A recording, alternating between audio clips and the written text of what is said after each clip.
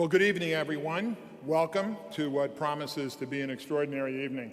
On behalf of the trustees, the staff, the volunteers, and all of our benefactors, it's a pleasure to welcome you here this evening for what should be an extraordinary event. It's an honor for us to welcome Commander Scott Kelly, who I'm sure is going to thrill us with stories of his escapades in space. We're grateful for his service to our nation, and we're looking forward to his talk tonight with great anticipation. It's hard to believe, but in a few years, we're going to celebrate 200 years as an institution here in Philadelphia. And our mission, refined over the years since the legacy of Ben Franklin took root, is to inspire a passion for learning about science and technology. This speaker series has been a tremendous success for us, but I can't think of a better event to bring all of these things together. It's great to look out in the audience and see so many young kids. It's hard to believe, but next year will be the 50th anniversary of the Apollo moon landing in July of 1969. So we've got a little bit of a generational divide between those of us thrilled by the exploits of the Mercury, the Gemini, and the Apollo astronauts through the shuttle program to the space station today, and the kids who haven't had a chance to see some of that. It's just not covered the way that it used to. But if you reflect a little bit on what the space program has done for us from those early days until now, your GPS, your cell phone, remote sensing satellites, communications, weather prediction, all of those things came to being because of the space program. You've got advanced manufacturing, advanced materials, propulsion, robotics, all of those things germinated during the space program. It was something in search of multiple solutions that came to fruition, and it's an extraordinary story. Tonight, we're pleased to host this event in cooperation with our partners at the World Affairs Council. Those of you that know this great venerable institution, for 70 years it's been the Center for Policy Discourse in Philadelphia, offering nonpartisan educational programs for people of all ages. And indeed, it's an honor to host this with them. Their motto, "Democracy deserves discourse," I think speaks volumes, especially in this environment. And speaking of inventions out of space, who could get through life without Velcro? Yes, it's true, Velcro did come from the space program. So welcome. It's going to be an extraordinary program. With that, I can't think of a better person to talk about science communication than our own chief astronomer, Derek Pitts. So help me welcome Derek to the stage.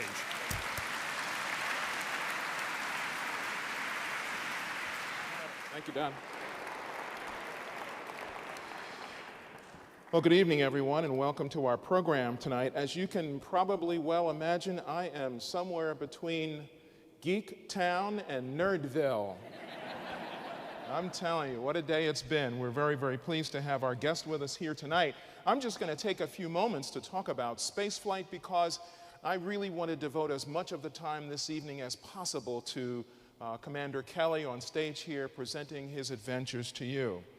When you think about spaceflight, when I think about spaceflight, I think of it as the most imaginative, exhilarating, and perhaps the most dangerous exploration taken on by humans. We've always dreamed of what it would be like to float among the stars and planets of our cosmos, and beginning in 1961 with the flight of Soviet astronaut Yuri Gagarin, we've been stretching our reach beyond the planet and out into the solar system. Uncrewed spacecraft have now visited every planet and even a few dwarf planets, a particular notable one. Hopefully we'll come back to the fold sometime in the not too distant future. And this has been helping us to better understand the nature of our celestial neighborhood. But the real adventure came when in 1969, 3 Americans set foot on the moon, opening the door to a new realm of exploration.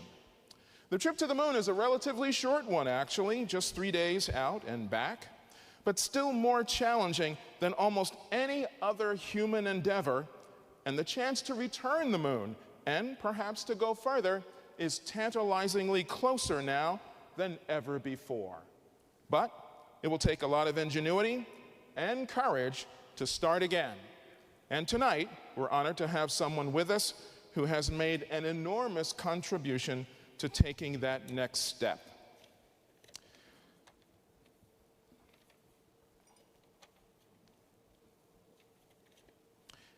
During his record-breaking year in space, U.S. astronaut Captain Scott Kelly Commander Scott Kelly captivated the world while laying the groundwork for the future of space travel and exploration. An American hero whose contribution to humanity is as far-reaching as his out-of-this-world adventure, he now reveals what he learned during his 143-million-mile adventure, including lessons on leadership and teamwork, personal stories of perseverance, and the path that led him to secure his place in history. From U.S. Navy fighter pilot to record-breaking astronaut, Kelly draws from his experiences to deliver unparalleled life lessons, fascinating stories, and candid commentary on his epic journey, all sure to provide us all with a new appreciation for time and space. If you haven't read the book yet, wait until you do. Talk about fantastic stories. The book is chock full of them. So join us now while we watch a short video prior to welcoming Commander Kelly.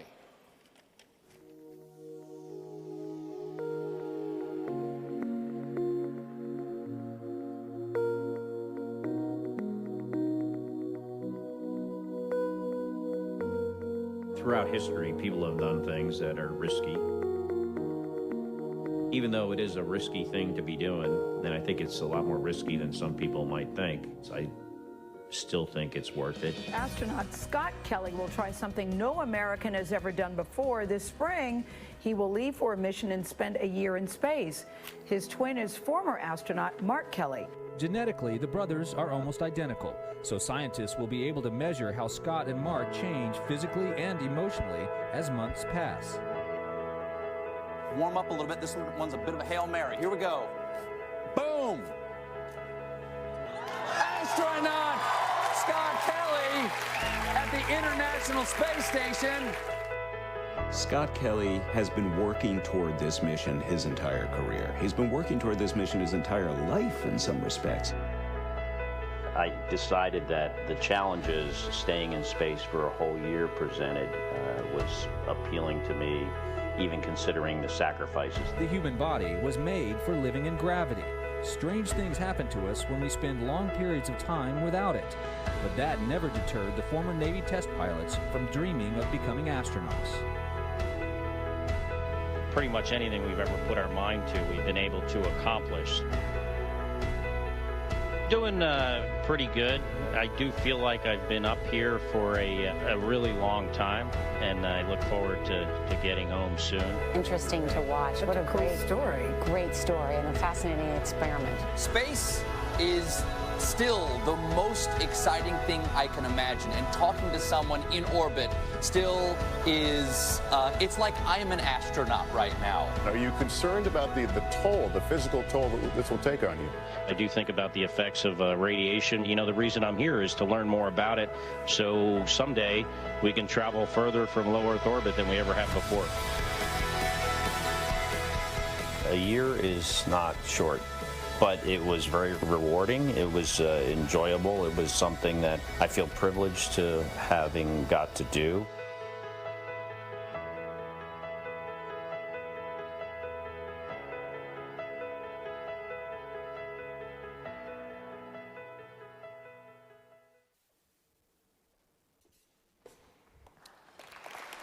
Ladies and gentlemen, please welcome to the stage Commander Scott Kelly and Craig Snyder, President and CEO of the World Affairs Council of Philadelphia.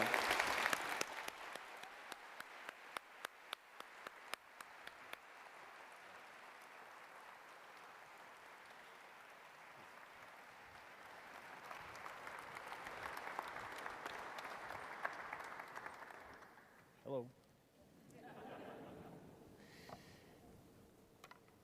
Commander, thanks so much for being with us. Somebody doesn't just one day wake up and get asked to go spend a year in space. A lot of people here haven't had the opportunity to read the book. Tell us the path you took, the previous missions. How did you end up in this experiment? Yeah, I'll tell you that in a second, but first I'd like to say it's great to be here in Philadelphia.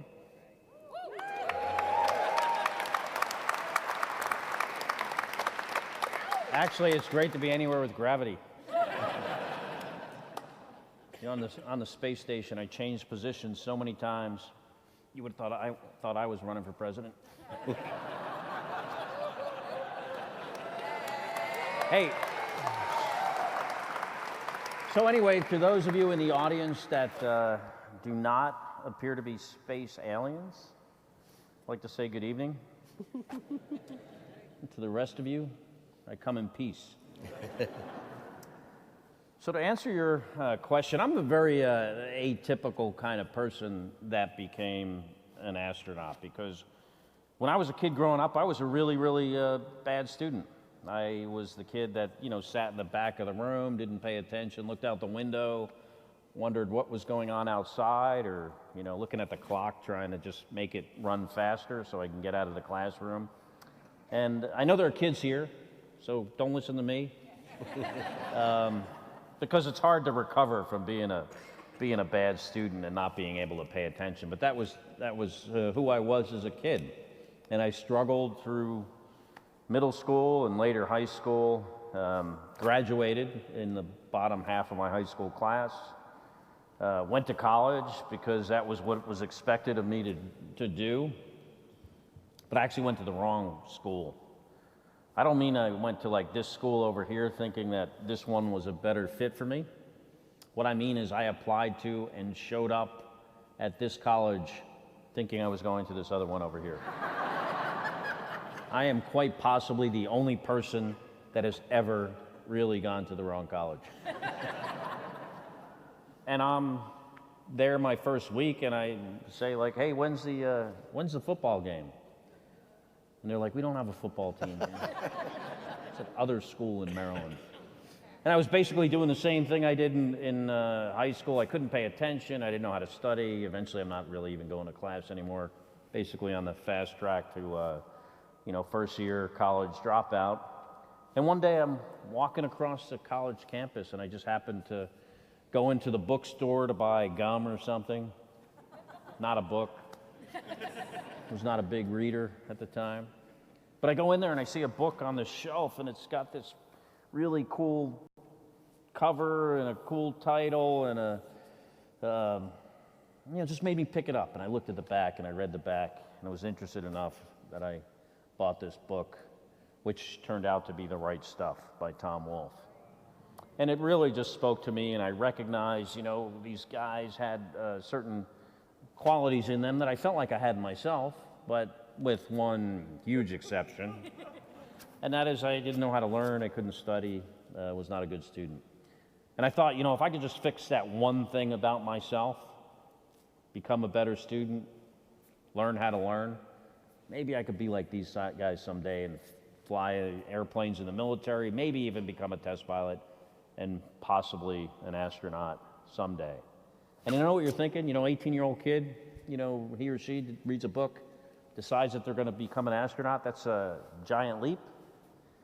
But really what it was a bunch of, smaller, manageable steps to get there, one built on top of the other. That started with something that was really hard for me, which was teaching myself how to become a better student. But then, always got a little bit easier. Fabulous. Okay, so let's jump ahead to the year in space. That's a big leap. It's a big leap. It's a big leap.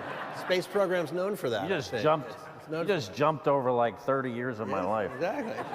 That's okay. That's not interesting. They only gave us 20 minutes. The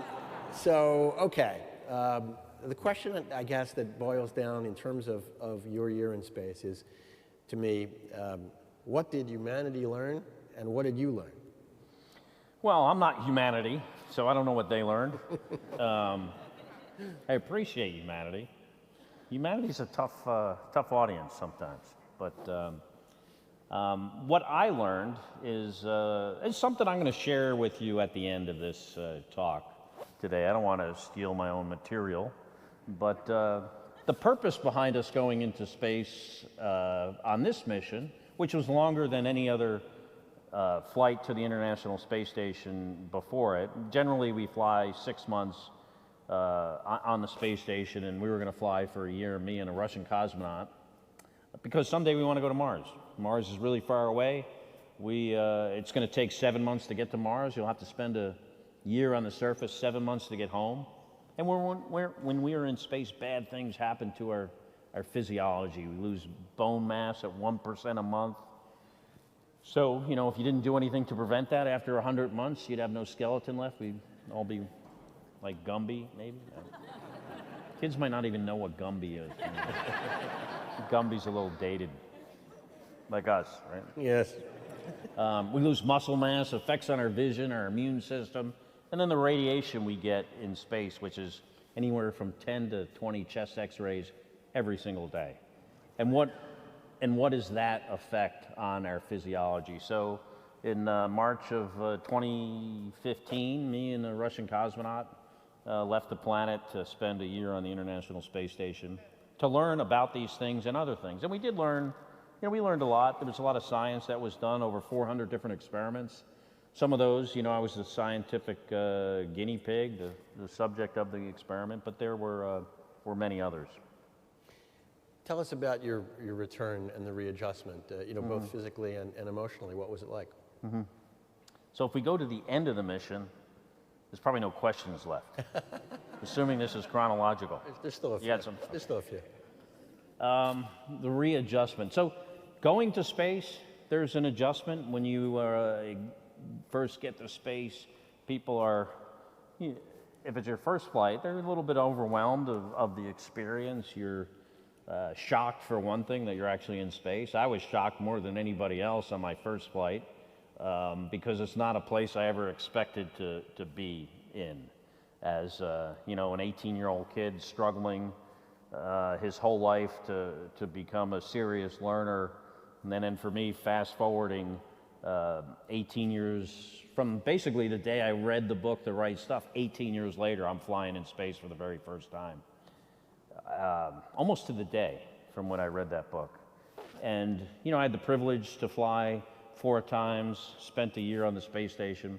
And, you know, like I was saying, you know, adjustment to being in space takes some adjustment. A lot of people don't feel very well at first.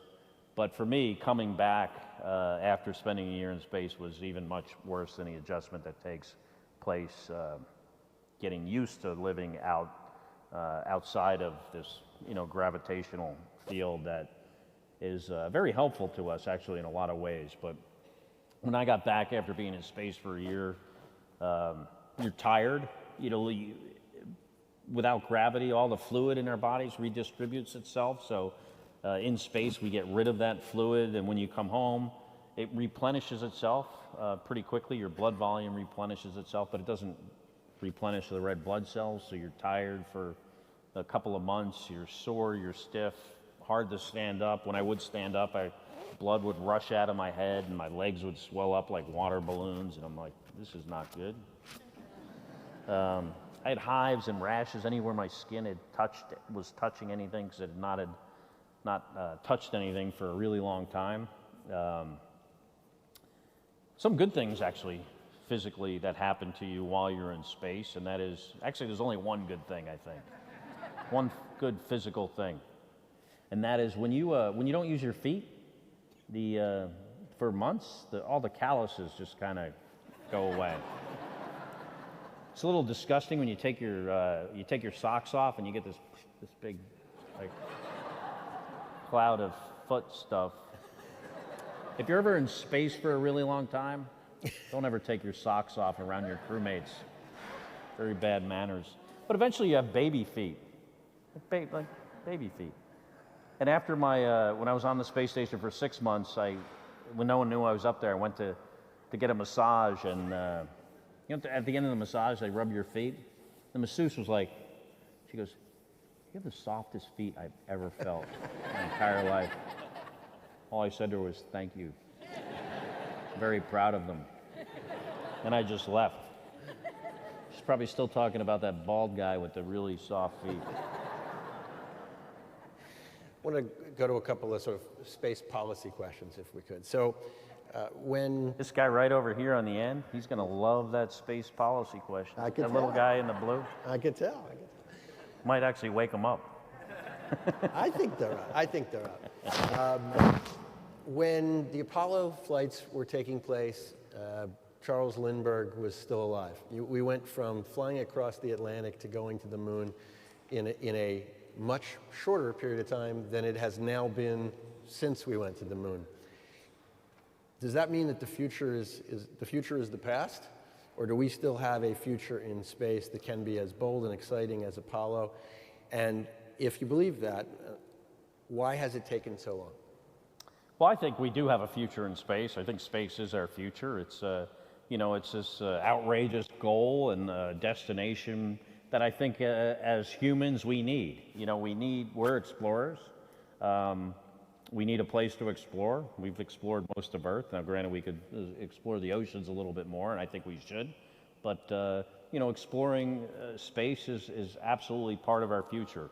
Why is it slowed down, it seems? Well, the Apollo mission was not only about exploration and technology, it was also a political race for demonstrating that, our political system was better than somebody else's. So that motivated us. We currently don't have that kind of motivation. And I will share something that my brother says about this very subject that I agree with. I think it's probably one of the best things he's ever come up with. And that is, he goes, going to Mars, it's not about rocket science. It's about political science. Meaning that we need the support from the public to elect officials into our government that are science-minded people that want to do these things. So the question is really not, do we have the technology to go to Mars or elsewhere? It is really a question of, do we want to, and then can we afford it? Because it is going to be very expensive. And we have a lot of priorities that I'll admit are more important than going to Mars. And it's just, finding the proper balance between, what we want to do and what we can afford. There's been this change in the nature of the space program to bring in the private sector. If you go to the Cape today, you see the emblems of the corporations. Do you think it's a good thing? Do you think that it's going to help advance our role in space? Or do you think that NASA should remain the primary focus of the effort? I think it's great. I mean, when you have guys that have a lot of money, that want to invest their own money in the space program, to give us a different way to, different mechanism to get to space and do things like promoting space tourism. I would love if I could share this privilege that I've had of going to space. I think I'm going to go back there and help them with the dishes, and then I'll be right. I don't know if you guys can hear that, but maybe they heard me. Anyway, I completely lost my train of thought. What was your question? Space tourism. Oh, the space tourism. Yes. So I think it's great. I mean, SpaceX does things differently than NASA does. Does different mean it's better? I don't know. I think time will tell. If SpaceX is able to put people into space reliably and safely at lower cost, that will be a great thing. Someday the future of aviation around the globe will involve spending a short time in space. I mean, when we can get from here to Australia in 45 minutes, that's going to be a great thing. And I think there is a place for those companies. My wife, Amiko, and I, we visited Blue Origin, which is Jeff Bezos' company, about a year and a half ago. Those guys are absolutely serious, not kidding around. They will be flying people in space someday here pretty soon. And, his eventual goal is to get to an orbital capability. And, we'll see what happens from there. But I think it's a great partnership. Elon Musk's Mars plan, your thoughts? Well, Elon has a very ambitious plan to go to Mars. Involves many different spacecraft launching at similar times, putting a lot of people on the surface of Mars to eventually, I think he believes we can terraform the planet Mars and make it, more habitable, like maybe a little bit like Earth. When Elon said he was going to launch a spacecraft into space and land the first stage of the rocket on a barge and then on land and then refly it, I thought he was nuts. And then he went and did it. So I will never say his plan is crazy.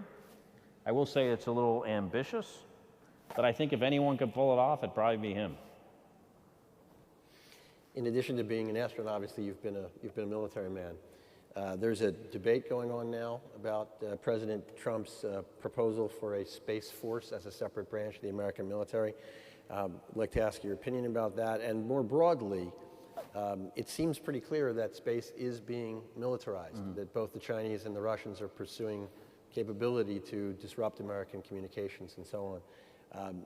Do you believe that space is going to be a theater of war?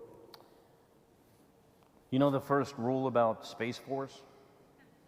We don't talk about Space Force. First rule. You know, we have a great military, the greatest that's ever existed in the history of our planet. And despite being a Navy guy, I have to admit, the U.S. Air Force does a pretty good job. Go Air Force.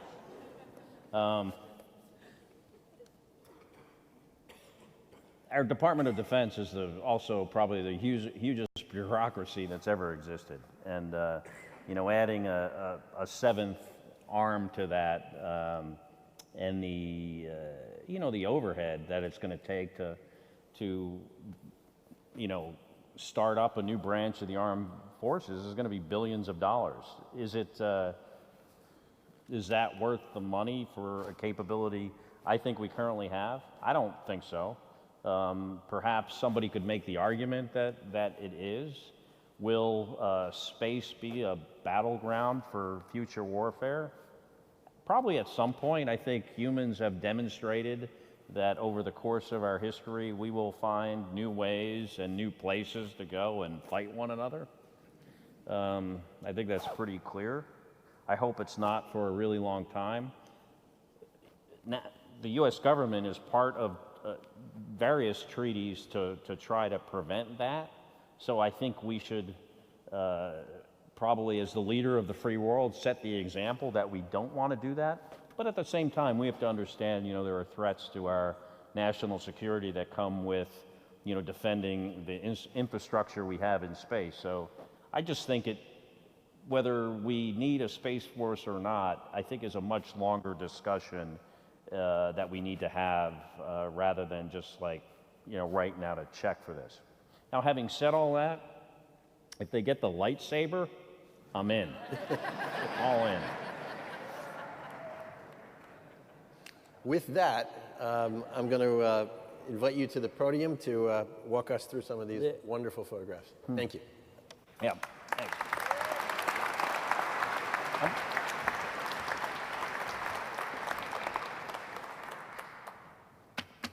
Looking for the clicker. And you always lose the remote control. There we go. Hey, I'm going to show you just a few slides and just talk to them for a few minutes from my new book, not the book that was given out here, but this picture book that weighs about 40 pounds, so they didn't want to bring too many of them in here. I guess we skipped ahead. Maybe I pushed the button by accident. But this is the Soyuz rocket. We used to fly on the space station. Now we fly on the Soyuz from Russia, which is a conventional, more of a conventional rocket. And all these pictures are from the picture book. I'm not even pushing these buttons. Is someone changing this for me? It's the movie? It's on movie. You must be some kind of expert on this. Can you come up here? Can you come up here and help me? Because I cannot figure this out. It's got two buttons instead of just the one I'm used to. Anyway, this is the Russian, the Russian Soyuz spacecraft. So this picture is in my book, and I clearly didn't take it because I'm at the top. So I put this photograph in the picture book in the beginning to show me looking at planet Earth. This is the cupola module on the space station, a bunch of windows that look down on the planet. And but when you're in it, It's like you're looking up at Earth, and Earth actually looks like some alien planet in some science fiction movie when you're looking at it. This is my Russian brother from another mother, Mikhail Kornienko, and I floating through the hatch on the International Space Station, day one of a year in space. And I get inside the space station, and I'd been there 4 years prior, and the place looks the same, sounds the same, smells the same. Day one of a year, I'm thinking, man, this is a stupid thing to be doing. Spending a year in space after spending 6 months here. You can't get out, you can't come home if you want to. There's no Uber. Not yet, anyway. Someday we'll have Uber space. I put this photo in the book to demonstrate the national aspect of the International Space Station. There's in this photo alone, there are 4 cosmonauts, one guy from Kazakhstan, a guy from Denmark, 2 Americans, and a Japanese guy. Over the course of the year I was there, we also had an Italian woman on board, a Brit, and anybody else? I think that's it. A couple more Americans. But this is the Russian segment, the Russian service module. The space station is broken up into 2 parts, really big, weighs 1 million pounds, has a U.S. side that has modules that are kind of, big and bright and a little more inviting, and then there's the Russian side, a little darker, a little smaller, a little more sinister looking. I joke about our Russian colleagues a little bit, but they have been great partners in space, with us. People are often curious, do any earthly conflicts transmit to space? And I honestly say they do not. When we're on the space station, we are crewmates first, we are partners, we rely on each other, literally for our lives in some cases.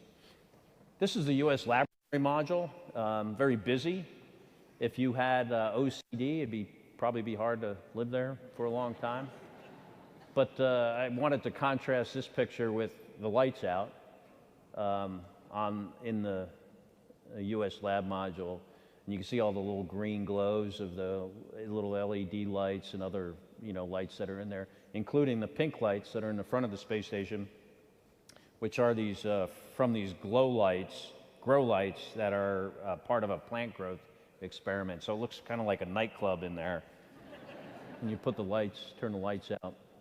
I took a lot of pictures of the Earth. This book is mostly about taking pictures of the Earth, including trying to get all the NFL stadiums. I was able to get your stadium here. Is it still called Veterans Stadium? Okay. Yeah. I'm not sure they would let me take a picture of Veterans Stadium. Is it still there? I don't even know. Okay. That's probably why. The only thing I know about Veterans Stadium is the court that they had in the basement. Not that I was ever there. But this is the 49ers Stadium during the Super Bowl. So I actually saw the Super Bowl from space with a really long lens. And then, so I had decided to have a Super Bowl party. And because I was on the space station with a bunch of Russian guys that never even heard of the Super Bowl, nobody showed up. This is our nation's capital, and I included this picture in this slide presentation. There are many, many more pictures in the book, only to demonstrate the fact of the lights on the planet have, distinct appearances. Here you can see the Washington, D.C. Definitely stands out for a lot of reasons, but also because of the lighting. It's just a different, made with a different chemical, the light bulbs. And that is the case around the world. There are times when you look out the window and you can almost tell, where you are just based on the color of the lights over the planet.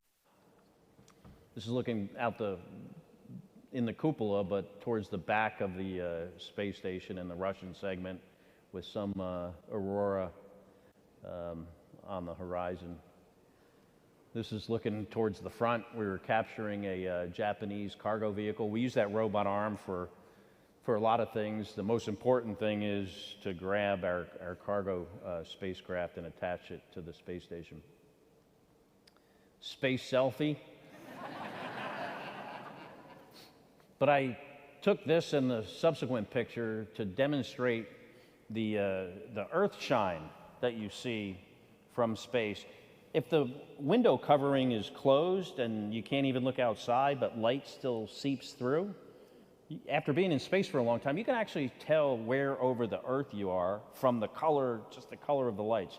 Not always, but sometimes you're like, you know, that looks like Australia, the glow of the lighting from Australia or the deserts of North Africa. So that first picture is over the Mediterranean Sea, a little blue. Just a few seconds later, over the deserts of North Africa, and you can see the yellow glow. New York City, home of the New York Giants. You guys Giants fans? No? Jets fans then? No, okay. I heard about you guys and how dedicated fans you are of your... All right. What's that? I can't... I'm not sure what you're saying. This is looking back over from basically the west coast of the United States towards Texas and back over Europe. You can see on the top there, that's the boot of Italy, and I think we're over Macedonia. I've never been there. I need to visit. The mountain of the Himalayas. I'm going through these fast because there's a lot of them, and you guys had some great questions that I wanted to get to. But you can see this was late during the day because you could tell, I knew it was late during the day because I took the picture, but you could tell from the shadows over the mountains that it was either in the morning or in the evening. And then, you know, these earth art pictures. My mother was an artist, amateur artist, and I dedicated this book to her. She's no longer with us. But a third of this book is me taking pictures, close-up pictures of the earth with a really long lens, and then enhancing the color. I didn't add any color to them, but I enhanced the color using a software program that makes these pictures look like something you could actually, you know, hang on your wall. That is a wall-worthy piece of art, and the rest of the photos in here are like that. These are some, you know, semi-dry lake beds, probably in Iran somewhere, and then we have, you know, just some other really pretty pictures of the Earth, which are really challenging to get when you have this really long lens, 800 millimeters. You're looking at a very small spot on the Earth, and you're traveling at 5 miles a second. So you really can't take these photos unless you've been in space for a long time and developed a good technique to track the Earth. But the Earth is just really an incredibly beautiful place. And we'll continue to scroll through these slides while I'm doing the Q&A, which I think is probably, yeah. Why don't we go to the questions, and if you guys in the back can just fast forward through these slides occasionally, or switch through them. We can sit. Yeah, let's sit it down. Let's do that. Why not? Why stand when you can sit? I noticed you were having some trouble with the clicker there. Yeah, man, I'm technically challenged. 2 buttons there. I understand the Soyuz has a few buttons. The space shuttle has 2,000 switches and circuit breakers. There you go. Some of which, when you like throw the switch or push a button at the wrong time, you can blow the thing up. Probably not a good switch to hit at the crewmates. wrong time. Yeah. So let's start out at that point, at launch point. You've climbed into Soyuz. You're all packed in there, nice and tight. I understand sardines have a better life in a can than you guys do inside Soyuz. You're packed so tight. What are some of the thoughts that are going through your mind as you're sitting there waiting for them to hit the big red button? Well, I'm not sure if there's a button. In Russia, there might be. Right? That's what I'm thinking about, right? Probably a big red. Yeah. It says "Da." When you fly in space for the first time, you actually think about it and the risk involved beforehand. That was definitely the case on my first space shuttle launch. You've never done this before. It's something new, and you feel you know, you feel like, hey, this might be the last thing I ever do. So you think about it. But then when you're in the spacecraft and you're busy or you're focused on your job, you know, those thoughts are kind of out of your mind, and then you're sitting there in the Soyuz, which is particularly uncomfortable for some people, and you know, it's rather painful, but there's no countdown clock in the Soyuz. Time is just passing. The space shuttle has this very distinct countdown clock. The Soyuz doesn't have that. After a while, you're like, hey, what time are we leaving? Is that like Moscow time or Baikonur time? Did they send a text up to let you know when they're going to launch? Or? No, eventually just somebody comes up on the radio and says, ignition. And you're off. You're off, okay. Yeah. All right, great. It's a short ride to space, right? Doesn't take long.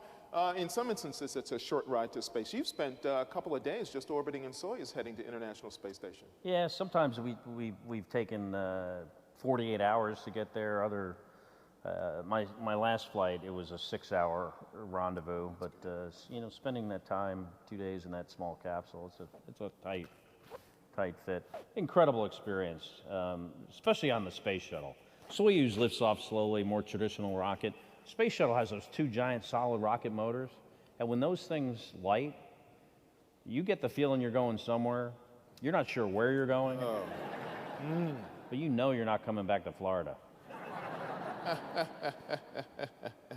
So here's one of the questions. You know, people, of course, are very much interested in your experience being on board for a year, and they like to know, can you share what you and NASA have learned to date since coming home from that mission? No, I can't share. Not a thing. So what would be the biggest thing that stands out in your mind that you think is probably of the greatest value as a result of the time you spent on board? So this is the kind of the question I want to finish up with at the end, just kind of a summary thing. So I don't want to steal my own material because I don't have much. So have you had a chance to meet with any of the Apollo, Gemini, or Mercury astronauts? Yeah, I've met a lot of them. You know, unfortunately, a lot of those guys are no longer with us, and they're less and less. But yeah, I got to meet most of them actually over the course of my career at NASA. I was selected to be an astronaut in 1996. Started in '96. When I showed up at NASA, pretty soon John Glenn came back to NASA to fly on the space shuttle, and he was there for probably about a year. As an astronaut, you get once you get assigned to your first space flight, you get a parking spot, which then you keep for the rest of your time there. And right when I got assigned to my first flight was right after John Glenn got back from his second flight after he retired from the Senate, and I got his parking spot. So that's my claim to fame. That's great. I had John Glenn's parking spot for my whole time at NASA. Can't beat that. No. That's the best. So does that put him like right at the top of your list for astronauts, former astronauts? I mean, if you could pick out one that you think was really John Young. John Young. Okay. Which a lot of you may have never heard of. He was a very quiet yet serious guy. He flew on Apollo 10 around the moon. Actually, before that, he flew a couple of Gemini flights. Was the commander of the first flight of the space shuttle, which, as far as space flights go, and and risk and seriousness of what you're doing, you don't get much more serious than that. Him and Bob Crippen were the only guys ever in the history of our planet to fly on a spacecraft that was not previously flight tested with nobody on board. When the first space shuttle launched, that was the first launch period, and there was 2 people in it, including him. So he is, I think if you ask most astronauts who they respect most as far as their astronaut skills and dedication, clearly John Young. He never left NASA, continued into his 70s before he retired, and then he passed away recently probably about a year ago. Right. Well, you've really hit some, how do you call them, not landmarks, but you've really hit some incredible superlatives in your time in space and the work that you've done. How about your brother Mark? Mark's an astronaut, has spent considerable time in space. Does he feel woefully inadequate, having spent so little time in space? That's a good question. Who sent that question? What email address? I'm not gonna out him. Yeah.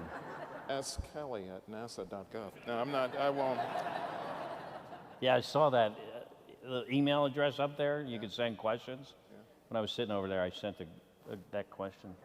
That's like the best question. Exactly, right? Isn't that what you expect? Man. So do you think the movie The Martian... You know, my brother has only flown in space for like 50 days compared to my 500. So actually, though, he does. You know, he's flew in space 4 times. He's, you know, I'm proud of his accomplishments. He flew twice on the, as a pilot of the space shuttle, twice as the commander of the space shuttle. And, you know, just had a different career than I did, and then, you know, went on to retire after his wife, Gabby, was shot. She was a member of Congress and was shot in the head in 2011, so after his last flight, he had retired. You two together have quite a data package for NASA in terms of the effects of space and what we can learn from that. Your time on board International Space Station certainly provides a huge mountain of data that people can learn from. What would you think is the next kind of work that NASA needs to do to push the envelope of human space experience? Well, someday, like we were talking about earlier, we want to go to Mars, and, you know, besides the political science, political challenges, there are some technical challenges that I think, you know, we need to figure out. One is the radiation, and the amount of radiation we get is much less in low Earth orbit than it would be on a mission to Mars. So that's a challenge that we're going to have to figure out, whether it's protecting the crew with some kind of magnetic field on the spacecraft or just getting to the planet quicker is also a solution. But I think once we figure that stuff out, maybe the life support systems are really important to have them reliable. If you're on the space station and the toilet breaks and you can't fix it, you know, game over. You're not going to survive. And so these systems that keep us alive are very important. On the space station, currently, we turn our urine into water, which we then drink, and we turn it into urine again. Then we drink it again. Actually, we drink it again after we turn it into water. I know what you're thinking. That guy drank his pee for a whole year. Actually, I drank everyone's pee. It's all mixed together. But it does taste better than the water in Florida. I'll tell you that. But all these things are important. I mean, if you can't, you know, turn your urine into water, you're not going to make it. So understanding the life support system, scrubbing the atmosphere, carbon dioxide, all these things, once we get this figured out, I think our next destination should be going to Mars. Of course, if we had an unlimited amount of money, then maybe back to the moon first. But, you know, money's always tight in the government and elsewhere, and maybe we can't afford that. Do you think the movie The Martian... Did I make you, because I was talking about water? I think that's what did it. I'm sure that's what did it. Do you think the movie The Martian was a good depiction of what Mars is like? Yeah, Martian was pretty, Martian technically was pretty accurate. There were only really 2 things that technically I would disagree with. One was how the crew called the commander all the time. We're more on a first name basis. And then, you know, at the end when he was drifting away from the spacecraft, I think he cut a hole in his glove or took his glove off and used that as a way to propel himself around. Yeah. Probably wouldn't work, but I'd try it if I had no other choice. At least it would, like, you know, get you to the end quicker maybe than.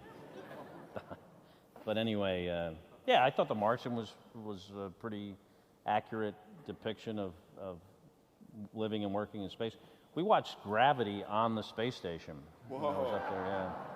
That's pretty daring. Yeah. Yeah? It's kind of like, How'd that go over? it's kind of like watching a movie of your house burning down Yeah. while you're in it. But I mean, the physics was all messed up, but other than that, it was a pretty good movie. Space station actually looks like it does in the movie. It's pretty close. It was a good depiction Yeah, of that. very good depiction. So the question then about, the next question about Mars, of course, is, would you go? It would depend. So there's this group called Mars One that is, the idea is you get a bunch of people together that are very motivated to go to Mars, and you can do this cheaper because you have no intention of bringing them home. I wouldn't do that. You know, having spent a long time in space, I wouldn't want to live in a module habitat for the rest of my life. I know these people seem like they would, if they ever had the opportunity, they would go do that. I'd watch that on reality TV. I think it'd be like Lord of the Flies in space, maybe. Yeah, so I wouldn't be interested in that. But if it made sense, if it was a, you know, if it was the right mission, the right objectives, it was reasonably, you know, safe as far as how safe going to Mars could possibly be. But if there were reasonable safety precautions, I'd probably do it. And do you think that the moon as our next step is the correct way to go? You know, I think if we had unlimited funds, it seems like the moon is a perfect place to to learn how to go to Mars. It's you know, 2 or 3 days away instead of 7 months. It's a sixth of the size of Earth, so a sixth of the gravity versus a third. Has no atmosphere versus a little atmosphere. In some ways, no atmosphere makes certain things easier. But you know, it's all about the money. So if we can only do one thing, I would say we should go to Mars instead of back to the moon. But still, there's a lot to learn with going to the moon. Okay. All right, let's switch gears a little bit.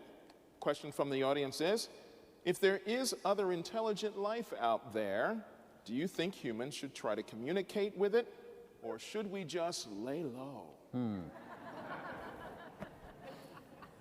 I'm all about the communicating with them. Ah, okay. Yeah. All right. So But, bring it on. Yeah. You know, I think having a dialogue is always better than not. And I would want to communicate. Having said that, I don't think aliens visit this planet. Thank you. Only because, you know, why did they stop coming as soon as we all got the cameras in our pockets?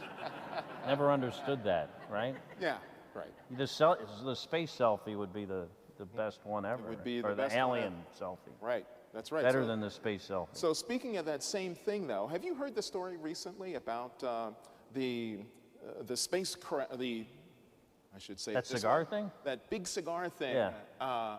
Oumuamua, that's come into our solar system.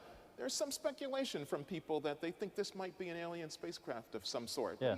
What do you take away from that? Sounds fine to me. I don't know. It's fine, yeah, okay. Somebody from Harvard wrote a paper. It's from Harvard. Yeah, right. Okay. You know, the interesting thing about that spacecraft, though, is most of the stuff in our galaxy, you know, we have a spiral galaxy. It's all in one plane. That thing came from the top. Yes. Or the bottom, whichever. It depends on which way you're looking, I guess. At an odd angle into the galaxy. Yeah, which is very, very unusual. Yeah. And it came from, you know, deep space, so. Heading back out again, it won't be back. Yep. Yeah.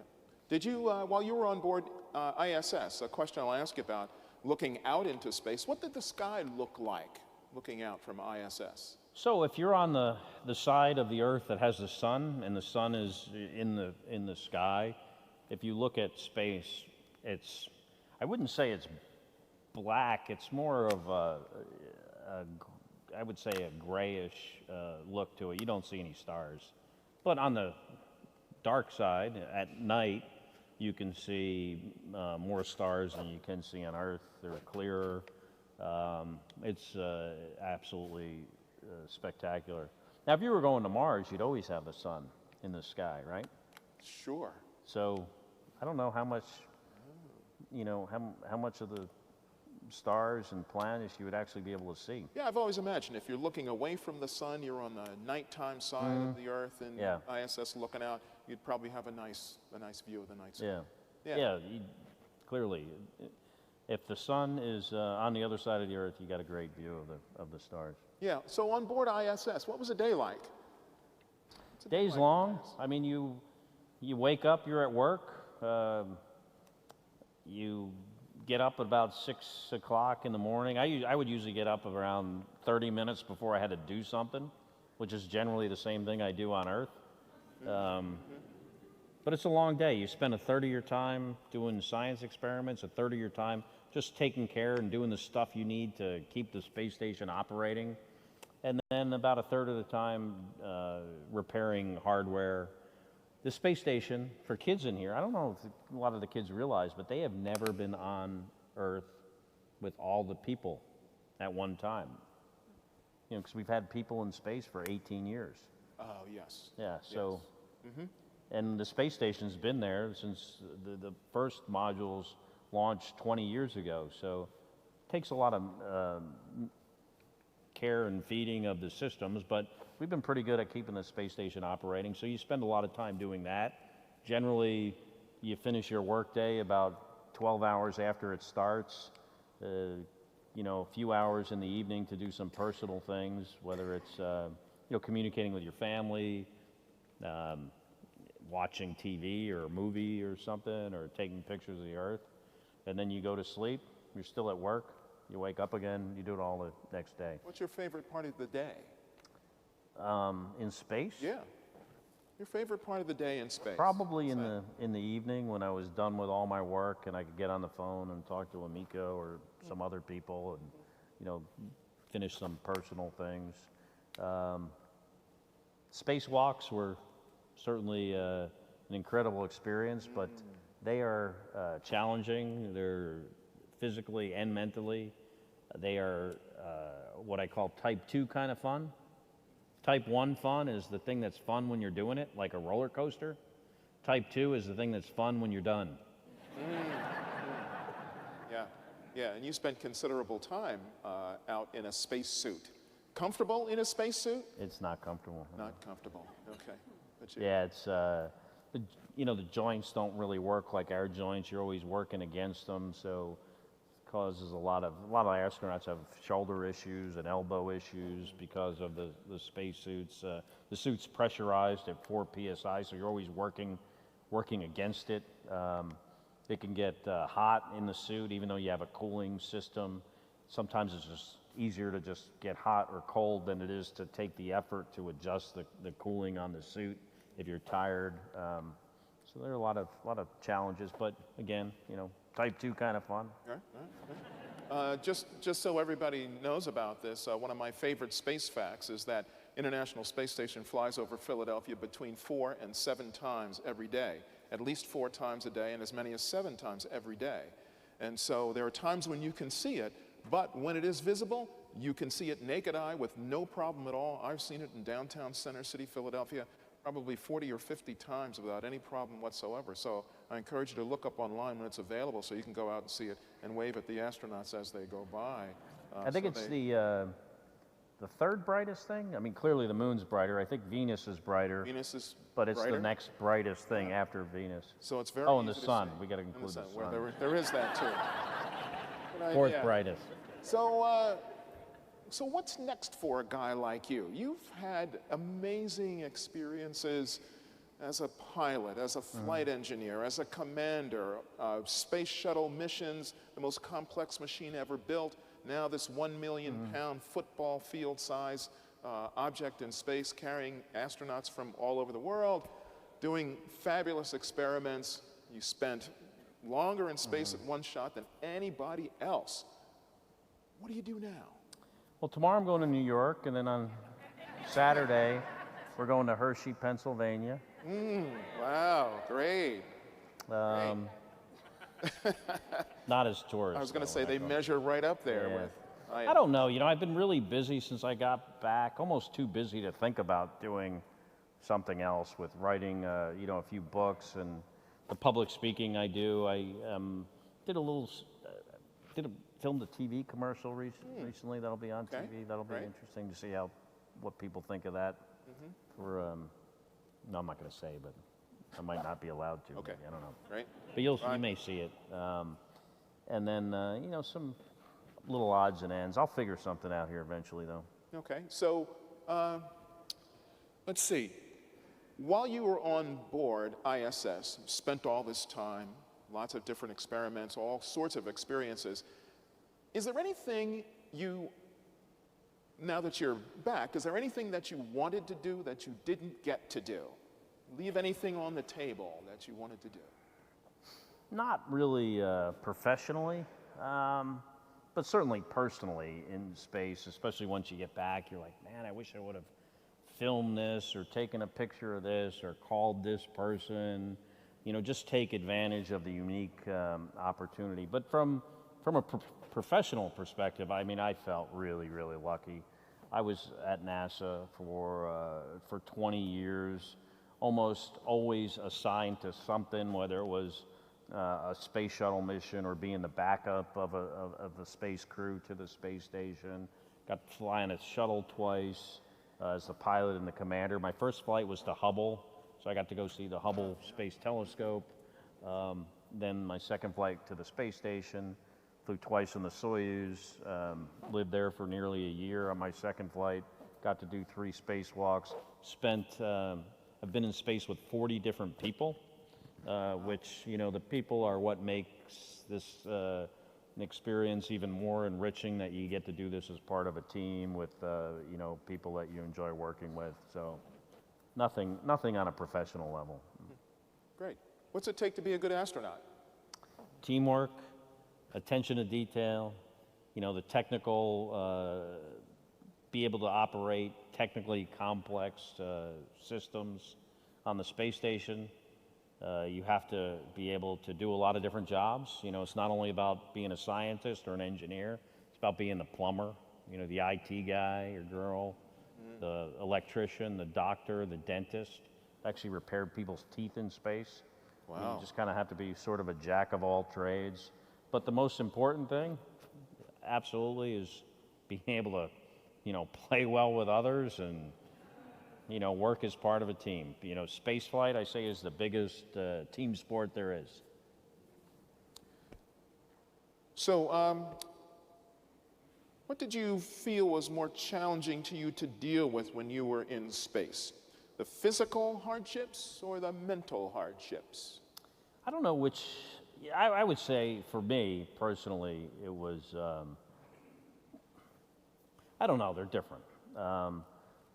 The physical stuff of living in space is the fluid shift that occurs in your body. In gravity is pushing all of our blood down to our feet, and our hearts and our cardiovascular system are trying to supply our organs, including our brain, with blood. So we have more blood than we really need in the absence of gravity. And when you go to space, that fluid redistributes itself. You get it, your head swells up, you're congested, it feels weird, and it never goes away completely, even after a year. The carbon dioxide on the space station, when it's at its lowest, is 10 times what it is on Earth.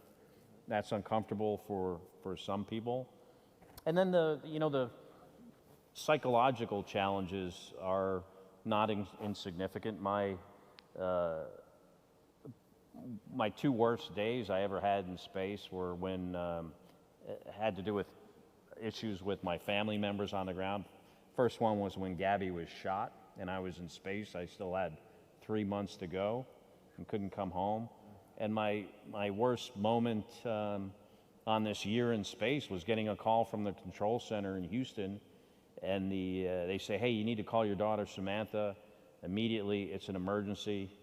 So I go down to my crew quarters, I get on the phone, and then the comm gets cut off for like 20 minutes. Whoa. I'm thinking, like, what's going on? Not able to talk to anybody. Eventually, we get the satellite link back. I call her, I say, Samantha, what's wrong? And she says, well, Dad, I'm at Uncle Mark and Gabby's house, which was in Arizona. She's there visiting them. She goes, I'm in their house, and they both went out of town. her cousins, Claudia and Claire, went out with their friends. She says, I'm in the house all alone, and I'm lonely. And I'm like, what? Wait a minute. What? She goes, I'm lonely. I'm like, Samantha, I'm in space for a year, and the emergency is you're lonely? I'm like, there are 7.5 billion people down there. Go outside and find one of them. This is my 21-year-old daughter, not the little kid. So as we mentioned a little bit earlier, you know, this is the season right now for students that are participating in the first Lego team workshops and things of that sort. And so we do have a question here. There's a first Lego team that would like to send a therapy pet into space as their project. How do you feel about sending a therapy pet into space? It's a good question. Not a question I've ever been asked. Thank you. A couple of things. Well, first of all, there's this Lego League.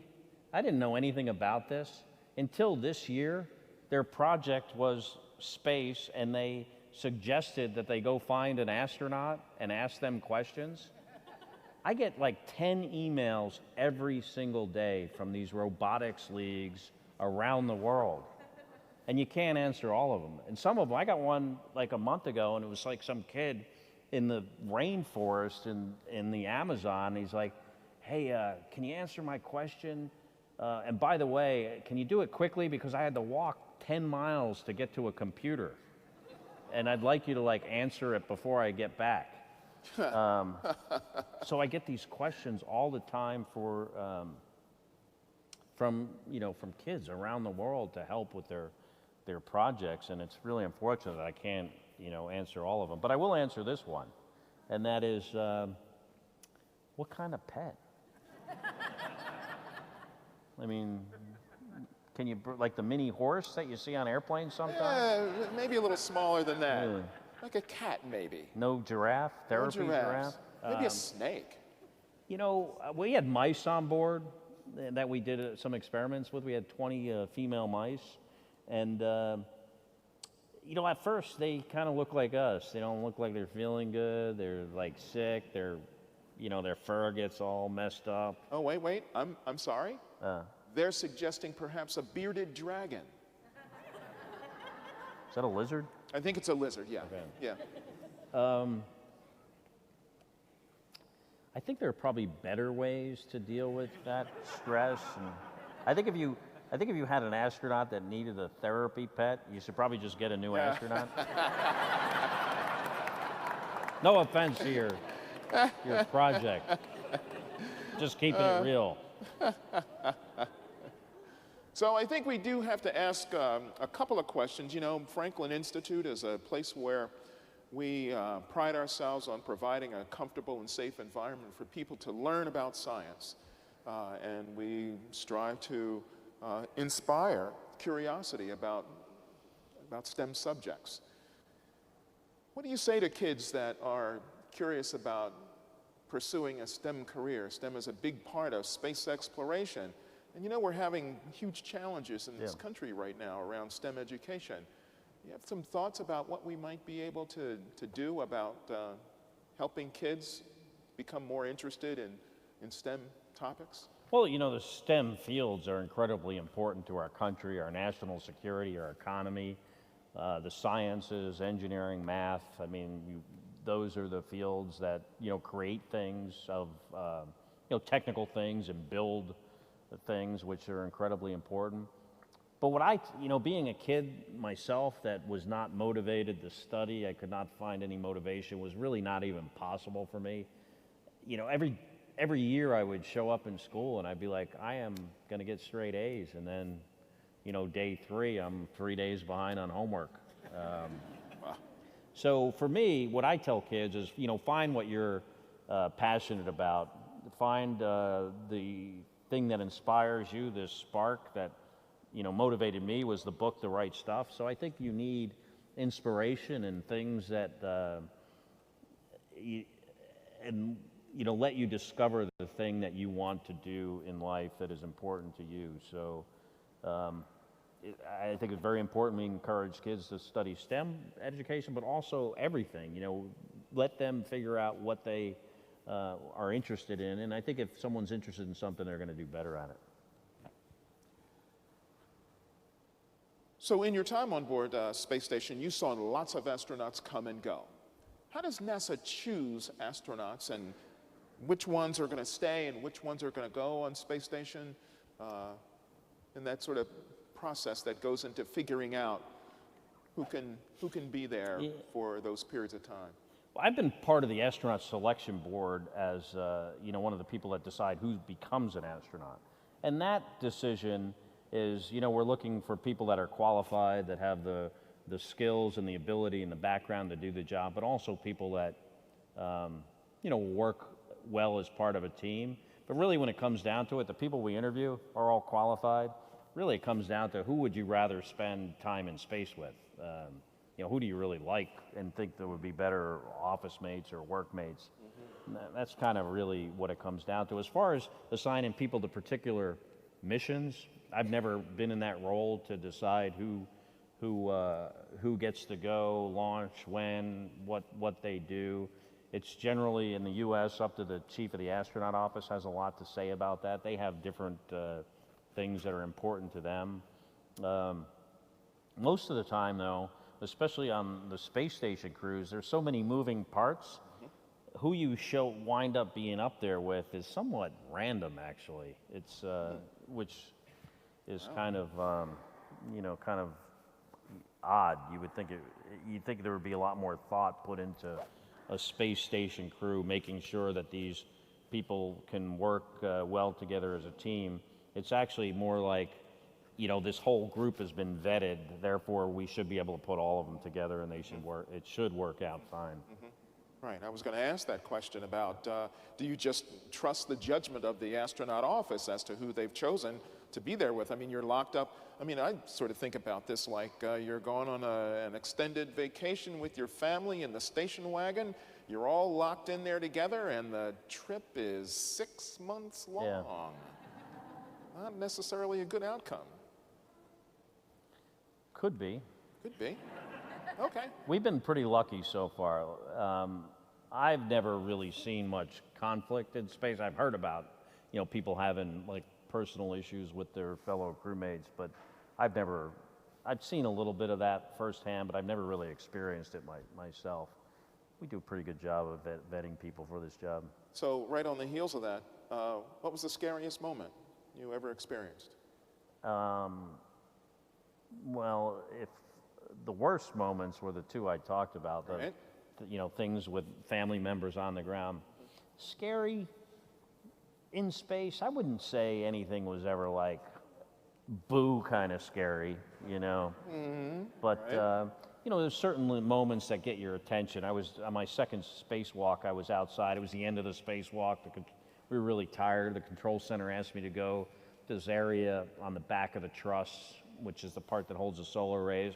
I wasn't too familiar with. The sun goes down, and then I kind of get turned upside down, and I kind of get lost in space. Not too scary.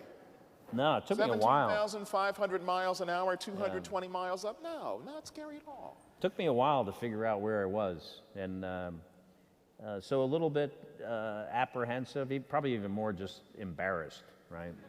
Be able to fess up of that. I don't know where I am. So speaking of crews a little bit more, there must be a special bond that you have with people you've spent time with on Space Station. What's that like? Do you ever get to see those folks these days? Your companion, Mikhail, hopefully you've seen him since then. And how would you compare how the two of you have sort of reacclimated to being back on Earth? So one of the greatest things about this job is, the people you spend time in space with and the people you get to work with on the ground. And those having this shared incredible experience really makes those bonds very strong. I've seen Misha a number of times. He will be my friend for the rest of my life. We saw him a couple of months ago in Minsk in Belarus. I'll see him next summer. Hopefully I'll see him before then. So yeah, you form very strong ties with these people. Once you get back, though, you don't get to see them that much anymore, unfortunately. Yeah, that's too bad. Right, so we've had plenty of questions from our audience. I'd like to give you some time for some closing comments. Well, thank you very much. Great questions, by the way. And I just wanted to leave everyone with just one last thought before you guys head off home here at, not too late, but just one last thought, and that is, when I was leaving the space station for the last time, and keep in mind, this is a place I've spent 500 days of my life on, and I'm in the Soyuz, and we're backing away, I'm looking at the truss, the part I could see out the window, and I'm thinking, we built this 1 million-pound structure the size of a football field while flying around the Earth at 17,500 miles an hour in a vacuum, in extremes of temperatures of plus and minus 270 degrees, built by an international partnership of 15 different countries, different languages, different cultures, different technical ways of doing things, putting these modules together, some of which had never touched each other before on Earth, put together by astronauts and cosmonauts in these incredibly difficult suits to work in, that this space station, this is the hardest thing we've ever done. I think harder than going to the moon. And if we can do this, we can do anything. If we want to go to Mars, we can go to Mars. If we want to cure cancer and we put the resources behind it, we can do that. If we want to fix our problems with the environment, challenges in our country, which clearly we have many right now, challenges in your, professional or personal lives. After spending a year in space, I was absolutely inspired that if we can dream it, we can do it if we work together as a team. Thank you very much, ladies and gentlemen. Thank you. Thank you. Drive safe.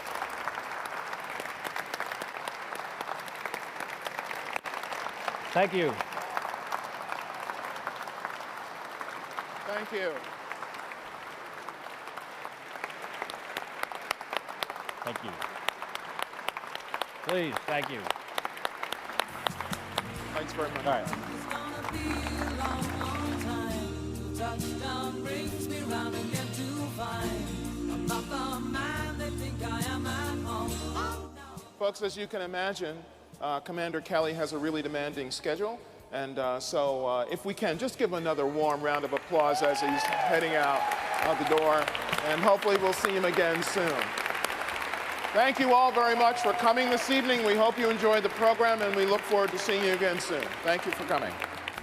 Touchdown brings me round again to find I'm not the man they think I am at home. No. I'm a rocket man, burning out the fuse out here alone.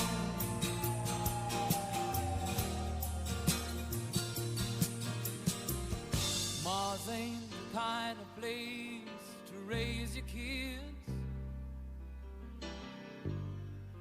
In fact, it's cold as hell,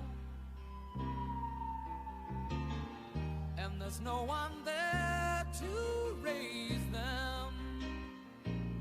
If you did,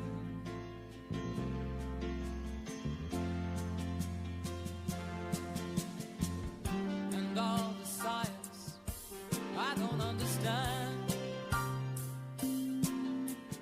it's just my job 5 days a week. A rocket man, a rocket man.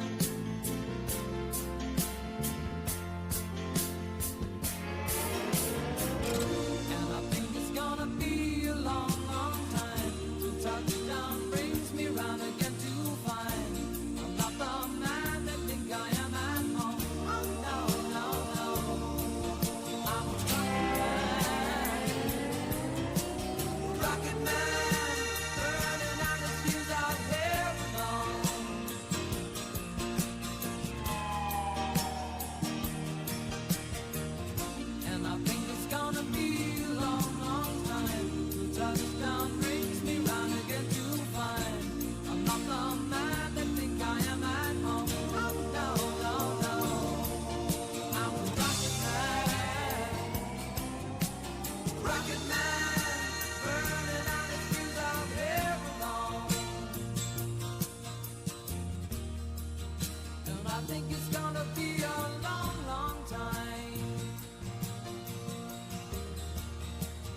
think it's gonna be a long, long time. And I think it's gonna be a long, long time. And I think it's gonna be a